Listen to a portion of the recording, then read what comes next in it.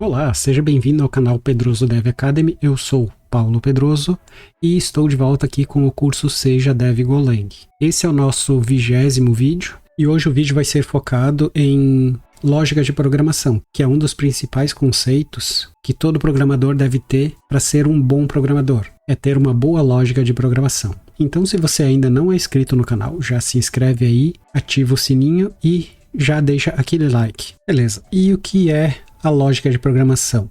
A lógica de programação, ela é a base para a construção de qualquer aplicativo, de qualquer software que vocês possam imaginar.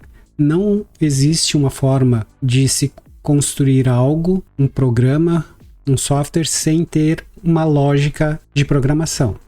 Inclusive, a lógica de programação está presente no nosso dia a dia. Seja para você acessar uma página no YouTube através do seu computador, onde você vai ter certos passos que você tem que fazer até que você conseguir chegar a esse ponto de acessar uma página, um vídeo no YouTube. Por exemplo, você vai ter que ligar o seu computador, vai ter que aguardar até que ele peça usuário e senha, você vai entrar com o usuário e senha, aí você vai ter que abrir o navegador e só depois acessar o YouTube e um vídeo específico. Um exemplo muito comumente utilizado também é você fazer um bolo. Você tem diversos tipos de bolo, diversas receitas para se fazer. Então, as variáveis seriam os ingredientes de um bolo. Aí depois, tendo essas variáveis, esses ingredientes, você vai começar a construir, a fazer o seu bolo, que é fazendo a mistura desses ingredientes. Inclusive, alguns têm uma sequência específica e certa de você fazer o bolo. Não adianta você simplesmente jogar tudo de uma vez só. Então tem que ter uma sequência certa para que lá no final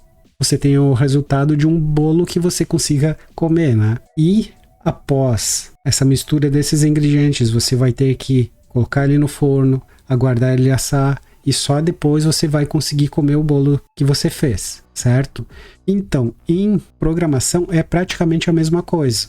Você vai ter que ter as variáveis de algo que você queira construir. Por exemplo, vamos dizer que eu queira fazer a média de dois valores e apresentar essa média no meu prompt aqui. Eu vou ter que ter dois valores, onde eu vou armazenar eles em variáveis, var valor 1, valor 2, eu quero uma soma e eu quero a média. Todos eles vão ser do tipo float 32. Aí eu defino um valor para o 1, um valor qualquer, valor 2 eu defino um outro valor, depois eu faço a soma desses dois valores, soma vai ser igual a valor 1 mais valor 2. Após isso, eu faço a média. Média é igual a soma dividido por 2. E só depois disso eu vou imprimir o valor. fmt.println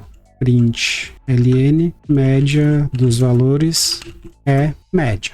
E agora vamos imprimir o resultado. Então, a média dos valores é 11. Entendam que para um bom programador, você sempre tem que ter em mente aquilo que você quer fazer e com isso você vai construindo de forma passo a passo até chegar no resultado que você quer. Se eu tentar pular alguma etapa, fazer alguma coisa que não está dentro de uma lógica e que eu consiga alimentar as minhas variáveis, vai dar erro, não vai funcionar, certo? Então aqui dessa forma eu consegui imprimir a média dos valores seguindo um passo a passo, uma lógica específica para chegar nisso daqui. Aí vamos dizer que ao invés de eu entrar com esses valores eu mesmo, eu resolva pedir para o usuário informar isso daqui. Eu vou usar alguns recursos do próprio Go aqui, mas isso se aplica para qualquer linguagem, tá? Então eu vou usar o recurso fmt.println para dar uma mensagem pedindo para que o usuário entre com dois valores. Entre com dois valores. Como você é o mesmo que eu vou estar utilizando, eu não preciso especificar muitos detalhes. Aí aqui eu coloco no fmt.scanf, onde eu quero que meu programa receba um valor float e que ele passe esse valor para o meu valor 1. Agora eu só vou duplicar esse carinha aqui e passo o valor 2. Aí agora aqui eu vou trocar isso daqui por um printf, onde eu vou entrar com média dos valores Aí eu vou dizer valor 1 e valor 2 é valor x. Aí agora eu simplesmente entro com as variáveis valor 1, vírgula, valor 2. E aqui eu preciso entrar com o resultado, beleza?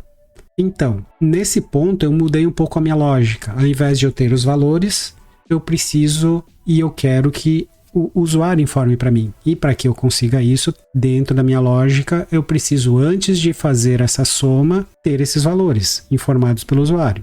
Então vamos rodar aqui novamente, onde eu vou entrar com o valor 11 e 19. Aí aqui ele fez a soma dos dois valores, 11 e 19 vai dar 30, né? Logo, a média vai ser 15. Tranquilo, né? Aí anteriormente eu tinha comentado esses carinhas aqui, mas pode ser que eu me engane aqui e bote a mensagem antes de fazer o cálculo da média. Obviamente vai dar errado, né? Não vai funcionar. Até mesmo vamos dizer que por um acaso aqui eu tenha me atrapalhado e utilize a variável errada aqui. Resolva colocar um valor 1 aqui ao invés de usar a soma. Aqui em Go ele vai reclamar que eu não utilizei essa variável. Eu fiz a soma dela aqui e ele não vai permitir que eu vá adiante. Aqui ele meio que vai me avisar. A não ser que eu tenha utilizado aqui de alguma outra forma. A média dos valores x e y e eu resolva apresentar esse carinha aqui, vai fazer com que quebre o meu sistema. Já não vai dar o valor correto, certo? Por quê? Porque ele vai estar dividindo o valor 1 por 2 e não é isso que a gente quer. Mas com o passar do tempo, quando alguém te der algum problema, quando alguém te der alguma funcionalidade nova que você precise aplicar no seu sistema, o seu cérebro meio que vai construir já quase que todo o passo a passo até chegar àquilo ali. Salvo alguns problemas um pouco mais complexos, onde você vai ter que ir